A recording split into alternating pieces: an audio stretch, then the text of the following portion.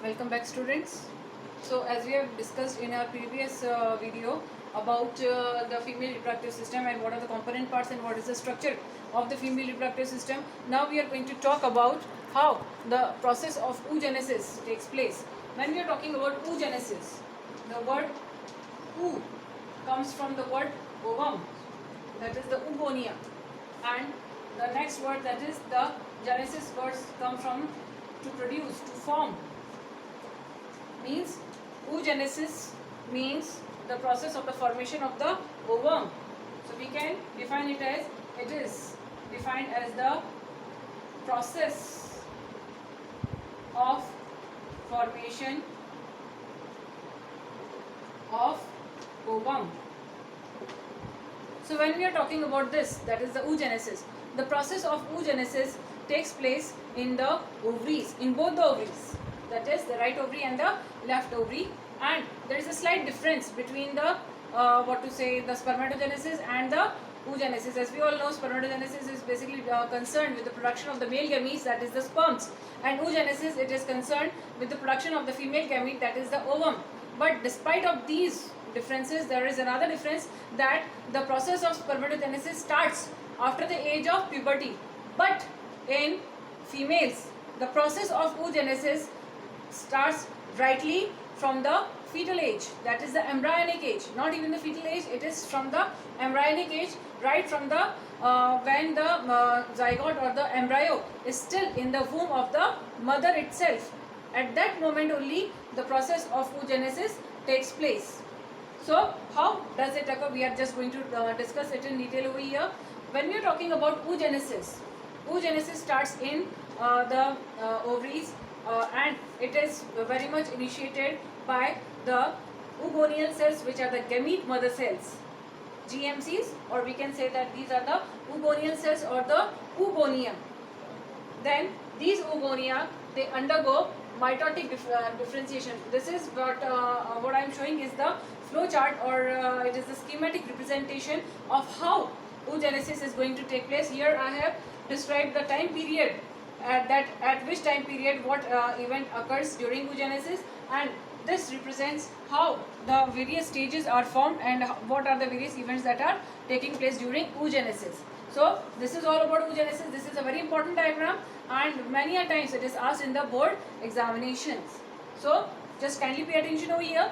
Now as I said that the process of oogenesis starts from oogonial cells, which are just lining up the the membranes of the ovaries.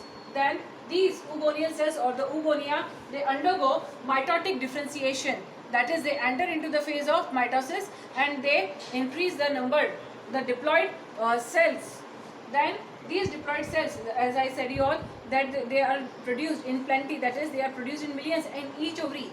They are produced in the number of millions in each ovary. And then what happens, that these cells then finally enter into the meiotic division phase, and when they are entering into the meiotic division phase, they enter into the first stage, that is the prophase first of meiosis first. And after entering into this stage, then what happens, that the process of oogenesis stops up, that is the procedure get arrested at this very stage, that is the prophase 1 of meiosis. Now what happens, that this stage, up till this stage, the number of the the cells that have been produced, they are said to be the primary spermatocytes. They are produced, they are going to remain the same, they are not going to increase further on. Whatever the cells or whatever the follicles have been formed during the fetal stage, they remain the same, or they are decreased, but they are not increased after the fetus takes place. The fetus takes birth. So now what happens, the primary oocytes, after their formation, they get arrested at this particular stage, and when the female child takes birth, and after taking birth for up to 13 to 14 years, that is up till the age of puberty, that is when the female child attains the age of puberty. Age of puberty is 13 to 14 years. Then what happens, the further events of oogenesis takes place. And meanwhile, during this time, what happens? The degeneration of the primary oocytes takes place. That is, a large number of the primary oocytes, they start degenerating in both the ovaries, and the number is eventually decreased up to 50,000 to 60,000 in each ovary. That is, by the time of puberty, when the puberty is reached in the human females, then in both the ovary, round about 50,000 to 60,000 primary oocytes are left. Now what happens? These primary oocytes, they develop various cells which are said to be the granulosa cells, and they form the primary follicles. Then these primary follicles, further on, what do? They again aggregate a large number of the cells around them, as well as a layer which is known as the theca around them, and then they form the secondary follicle. Then this secondary follicular stage again enters into the next stage, which is known as the tertiary follicle stage, which is again characterized by the deposition of a large number of cells around it, and then the theca layer, it is very well organized into the outer layer which is known as the theca externa, and the inner layer which is known as the theca interna. Now what happens? That during this stage, the primary oocyte completes its first meiotic division, and it forms two cells, two unequal cells. One is small haploid cell and the other is the larger haploid cell. The smaller haploid cell is said to be the polar body, first polar body, and the second cell, which is larger inside, is said to be the secondary oocyte. Then this secondary oocyte, it enters into the second meiotic division, and again it forms the second polar body. Again the division is unequal and two unequal cells are formed, haploid cells are formed. That is the small cell which is known as the second polar body, and a large cell which is said to be the ovum. So the ovum is eventually formed. Again there is a differentiation between the spermatogenesis and the oogenesis, that as a result of spermatogenesis, from a single sperm mother cell, 4 sperms are produced, but when the process of oogenesis takes place, from a single oogonial cell, only one single ovum is attained. What happens to these polar bodies? It is not still known, but it is assumed that still since they are not having any work or any role to play in human reproduction or in the event of fertilization, therefore they are said to be degenerated as soon as they are formed. And the ovum, which is formed up over here, it is containing a large amount of the cytoplasmic material, or we can say the yolk material inside it, because it is going to form the embryo proper. So this is the whole schematic representation, and I am again going to repeat it. This is oogonia, and during the fetal life, what is happening? Primary oocytes are formed. Then from the time of birth up till childhood and puberty, this primary oocyte, it remains arrested, and a large number of the primary oocytes, they are degenerated, and the number is reduced to 50,000 to 60,000 in each ovary. Then after this, as soon as the age of puberty is attained, what happens? That the primary oocyte, it completes its first meiotic division, and it results into the formation of the first polar body and the secondary oocyte. That is, it results into the formation of the two unequal haploid cells. One is the primary first polar body, and the other is the secondary oocyte. Then this secondary oocyte, it again enters into the second meiotic division during the adult reproductive life, and it enters into the second meiotic division, resulting into again the second polar body and the ovum. So this is all about oogenesis, the schematic representation of oogenesis. And when we want to show it diagrammatically, how does it takes place? The diagram, the TS of the section of the ovary, as we have already seen in spermatogenesis, that how spermatogenesis occurred. So this is the TS of the section of the ovary. These are the blood vessels. These are the large number of the follicles.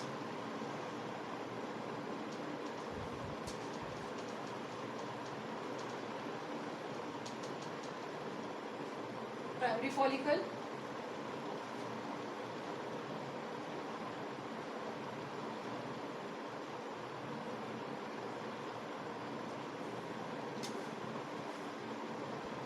Secondary follicle.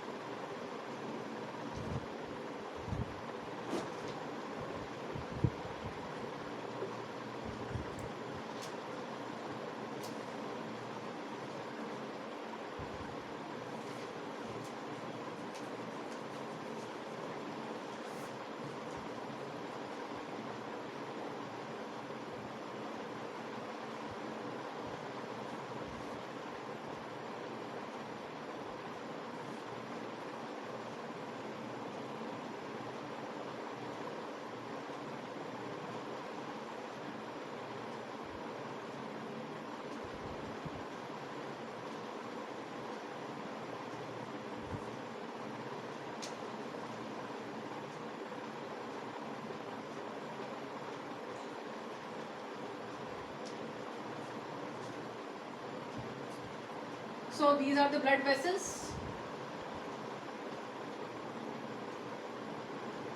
This is primary oocyte or the primary follicle, we can say. Primary follicle. This is the secondary follicle. This is the tertiary follicle. This is the Graafian follicle.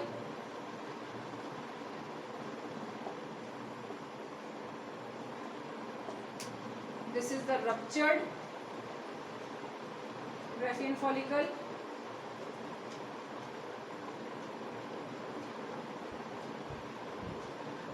This is the released ovum. And this is corpus luteum. This is the ovarian stroma.